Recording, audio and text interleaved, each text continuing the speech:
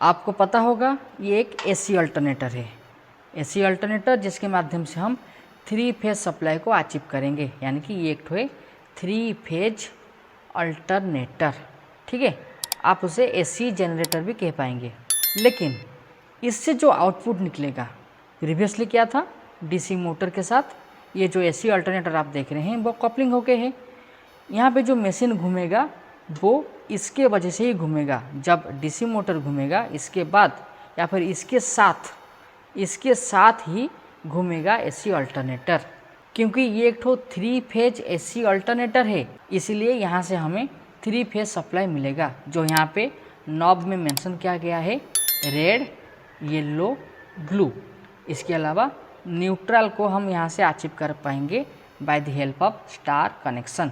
अगर यहाँ पे जो आउटपुट टर्मिनल होगा वहाँ पे अगर हम स्टार कनेक्शन करते हैं तो ये जो न्यूट्रल पार्ट है ना, हम उससे अचीव कर पाएंगे। इसके अलावा इससे जुड़े कुछ पैनल बोर्ड का कंस्ट्रक्शन है, जैसे अमीटर, हॉर्स या फिर frequency meter, volt meter, indicator, straight holder, MCB, इसके बाद फ्यूज़ 3 ठो है, और ये 3 ठो है उसका स्विच, और ये 3 ठो है टम्बलर स्विच।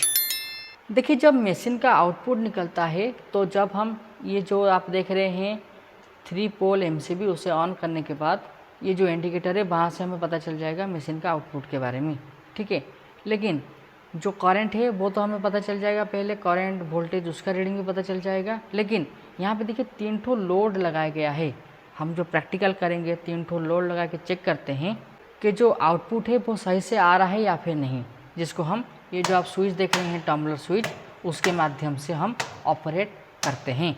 आगे हम इस मशीन को रन करेंगे, लेकिन यहाँ पे जो प्रेजेंस है लाइन, उसको भी हम आपको इस वीडियो के माध्यम से, जो आने वाला वीडियो होगा वहाँ पे दिखाएंगे।